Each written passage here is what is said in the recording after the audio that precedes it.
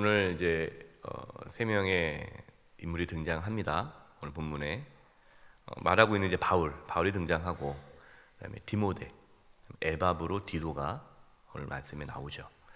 이 세 사람의 그런 관계, 그리고 빌립보 교회를 향한 그 마음, 이 모습을 오늘 본문의 모습을 통해서 예수님의 마음을 품고 살아가는 자들, 우리가 어제 말씀을 드렸어요.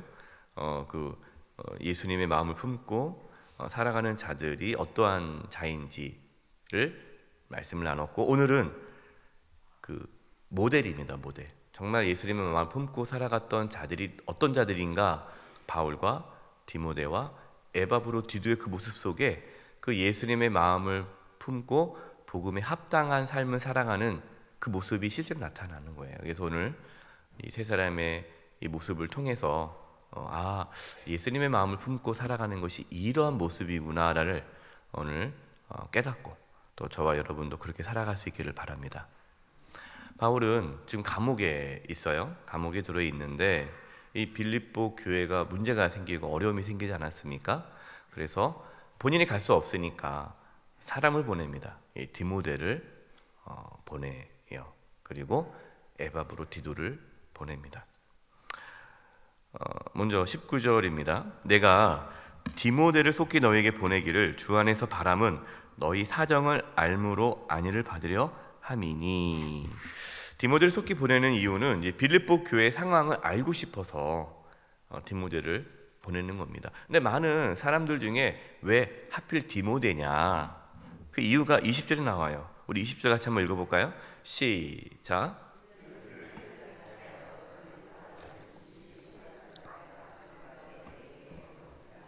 디모데가 어떤 사람이라는 겁니까? 빌립보 교회 사정을 진실이 생각할 자라는 거예요. 그러니까 바울은 누구를 보냈냐? 정말로 이 빌립보 교회를 위한 사람, 그 빌립보 교회가 어려움에 처하고 문제가 있는데 그것에 대해서 너무나 마음 아파하고 정말 빌립보 교회를 진실하게 생각하는 자, 그 자를 찾는데 디모데밖에 없다.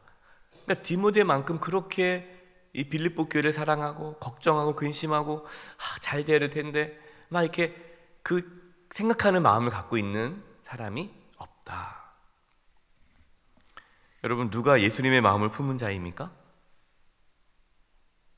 이 디모데처럼 힘든 그 공동체, 또 힘든 그 사람, 그를 보면서 참 아파하고 안타까워하고 잘 돼야 될 텐데 어떻게 하면 좋을까, 정말 진실이 생각하는 자, 여러분, 그 자가 예수님의 마음을 품는 자예요.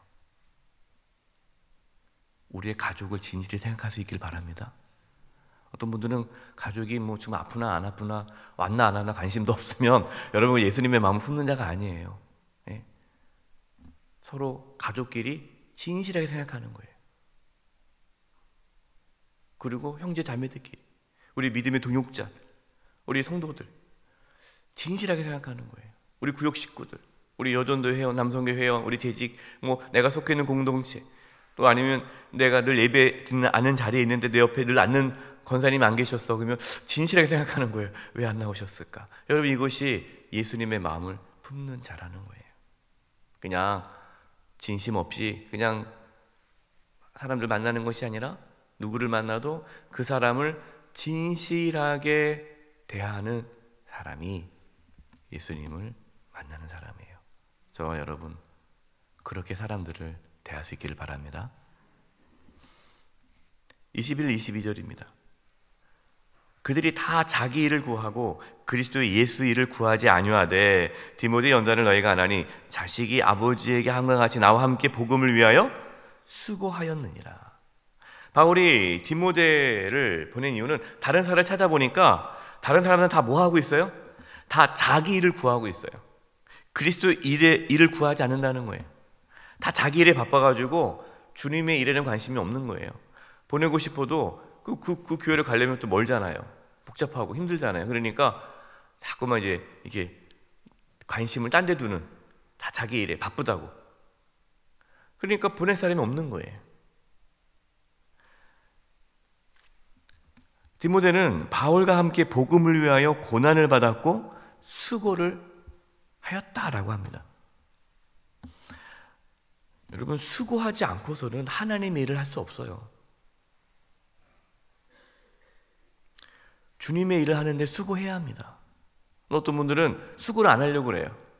뭐 구역장을 맡거나 뭘 맡거나 어떤 교회에서 말을 맡으면 수고를 안 하려고 그래요. 수고 안 하고 어떻게 할 수 없을까? 여러분, 수고 안 하고 하나님 일을 할 수 있습니까? 없어요. 그러니까 뭐 하면 우선순위가 항상 밀리죠. 자기 일을 해야 되니까. 목사님 바빠요. 목사님 안 돼요. 시간 안 돼요. 저 못 가요. 할 수 없어요. 저 빼주세요. 왜 그래요? 했더니 제가 요즘 바빠요. 그러니까 다 그러면은 뭐 할 수가 없는 거예요. 그러니까 주님의 마음을 품은 자는 어떤 자입니까? 예수님의 마음을 품고 자는 자는 하나님의 일을 위해 수고하고 애쓰는 자예요.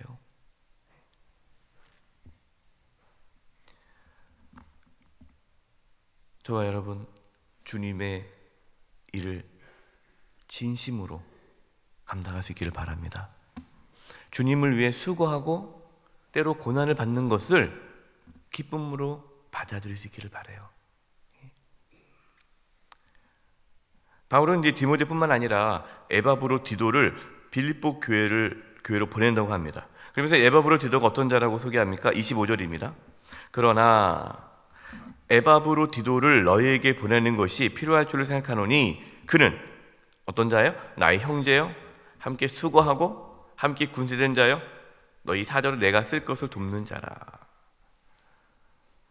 사실 이 에바브로디도는 빌립보 교회에서 파송한 사역자입니다. 누구를 돕기 위해? 감옥에 갇혀있는 바울을 돕기 위해. 그래서 바울이 감옥에 있으니까 여러 가지 이제 도움이 필요하잖아요. 그래서 빌립보 교회에서 에바브로디도를 파송을 한 거예요. 그래서 이제 이 에바브로디도가 바울과 함께 이제 비록 감옥에 있지만 함께 그 속에서 복음 사역을 감당했던 동역자입니다. 근데 그 에바브로디도는 최선을 다해서 수고했고 바울을 도왔어요. 그러다가 병에 걸렸습니다. 그래서 이 에바브로디도가 이 죽을 병에 걸렸다라는 소식이 이 빌립보 교회에 들려졌어요. 그러니까 이 빌립보 교회 성도들이 걱정을 하겠죠. 그러니까 빌립보 교회 성도들이 걱정하고 있다는 소식을 또 이 에바브로디도가 또 듣습니다. 근데 지금 이 시점에서는 에바브로디도가 병이 나았어요. 근데 지금 빌립보 교회 성도들은 에바브로디도가 지금 죽는데 어떻게 하면 좋아 근심하고 있는 거예요. 지금이야 전화가 있으니까 전화하면 되지만 그 당시에 전화가 뭐가 있습니까? 직접 사람이 가서 전달해 줘야 되잖아요. 그러니까 에바브로디도가 이 빌립보 교회 성도들이 자신을 걱정하고 있다는 얘기를 듣고 또 너무 마음이 아픈 거예요. 26절입니다. 그가 너희 무리를 간절히 사모하고, 에바브로디도죠, 자기가 병든 것을 너희가 들은 줄 알고 심히 근심하는지라. 바울은 자신을 돕기 위해 온 이 에바브로디도가 죽을 병에 걸렸을 때에 바울의 심정이 어땠을 것 같아요? 근심이 되었죠. 그래서 27절 보세요. 그가 병들어 죽게 되었으나 하나님이 그를 긍휼히 여기셨고 고쳐주신 거예요. 그뿐 아니라 또 나를 긍휼히 여기사 내 근심 위에 근심을 면하게 하셨느니라. 하나님께서 병들어 죽어가던 에바브로디도를 고쳐주셨는데 하나님께서 그를 긍휼히 여겨주실 뿐만 아니라 또 나를 긍휼히 여겨주셨다. 왜냐하면 바울은 에바브로디도가 아파 죽어갈 때 너무나 마음이 아프고 근심하였다라는 거예요. 여러분, 이것이 예수님의 마음이에요. 누가 아플 때 함께 아파하는 거죠. 누가 아플 때 그거 센통이다. 여러분, 그건 예수님의 마음 아니에요. 그 사단의 마음이지. 누가 괴로워할 때, 힘들 때 너무 아픈 거예요. 심지어 누가?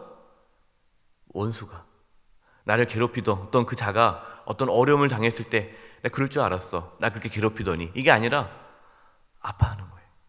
여러분, 이게 예수님 마음이에요. 28절. 그러므로 내가 더욱 급히 그를 보내는 것은 에바브로디도를 보내는 겁니다. 너희로 그를 다시 보고 기뻐하게 하며 내 근심도 덜려 함이니라. 바울은 자신의 곁에서 도와주고 있는 에바브로디도를 빨리 빌립보 교회를 보낸다는 거예요. 그 이유가 뭡니까? 에바브로디도를 보고 그 빌립보 교회 성도들이 기뻐할 수 있도록, 에바브로디도가 낫구나, 살아 돌아왔구나, 그 기쁨을 주기 위해서 보낸다는 거예요. 여러분, 지금 바울은 자신에게 집중하고 있지 않아요. 지금 바울이 감옥에 있지 않습니까? 자신의 도움이 필요해요. 에바브로디도가 필요하단 말이에요. 그런데 자기에게 집중한 것이 아니라, 자기의 필요에 집중하는 것이 아니라 근심하고 있는 에바브로디도와 빌립보 교회 성도를 생각하는 거예요. 나는 불편하지만, 나는 지금 에바브로디도가 옆에서 나를 도와줘야 될 상황이지만 그러나 보낸다는 거예요. 왜? 여러분들을 위해서. 여러분, 이것이 예수님의 마음이에요. 예수님의 마음은 자기를 돌보는 것이 아니라 또 다른 도움이 필요한 자들을 바라보는 것이 예수님 마음이죠. 자기중심적인 사람은 절대 예수님의 마음이 아니에요. 29절 30절입니다.